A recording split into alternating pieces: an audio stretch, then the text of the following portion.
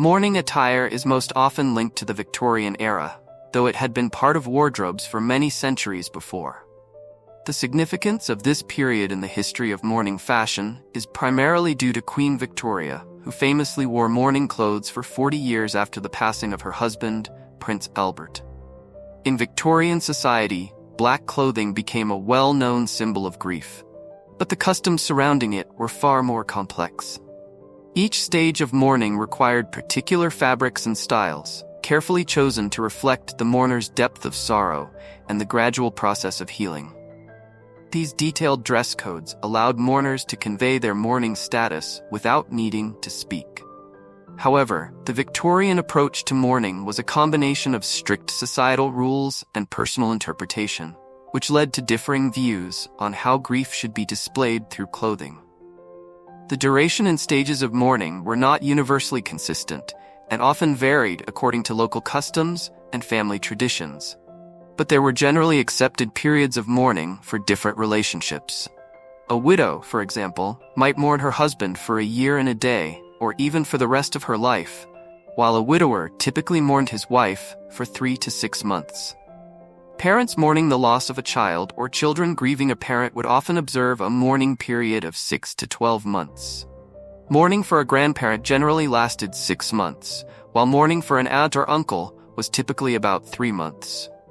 Women moved through different phases of mourning, transitioning from deep to ordinary, and finally to light mourning, with each stage having its own specific fashion guidelines. Deep mourning began immediately after death and was marked by simple black attire. Women wore plain black dresses and bonnets, avoiding any embellishments. Accessories, including veils, gloves, shoes, and even the crepe material on their clothing, were also strictly black. As they entered ordinary mourning, the dress code became slightly less rigid. Women could set aside their veils and crepe, wear more decorative jewelry, and introduce white trims into their outfits. In the final phase, known as light mourning, softer colors such as lilac, purple, and gray were permitted. Men, by contrast, were not held to such strict mourning customs. After the funeral, they often returned to work to support their families. However, they could show their grief in more understated ways, such as by wearing a long crepe band, known as a weeper, on their hats. The width of this band indicated how close their relationship was to the deceased. Other mourning symbols for men, like black armbands or a black ribbon on the lapel, were optional.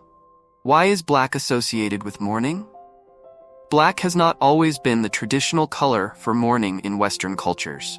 For centuries, white was the customary color for mourning clothes, largely because it was the most affordable and accessible fabric. White garments, which were common in most households, were traditionally worn during times of grief.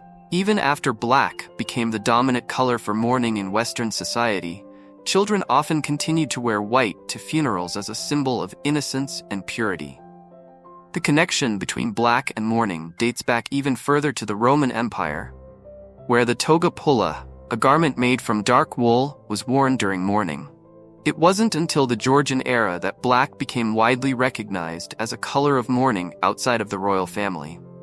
As wealthy commoners began imitating royal practices, they adopted black mourning attire, often paying sumptuary fees to do so.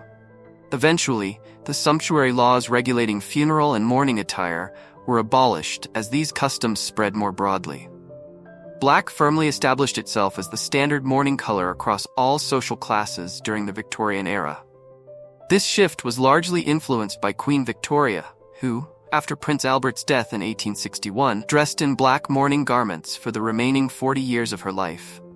Her extended period of mourning set a powerful societal example, shaping mourning practices for generations to come. If you enjoyed this video, please consider giving it a thumbs up and subscribing to our channel for more content. Also, don't forget to share this video with your friends. We appreciate your support. Bye.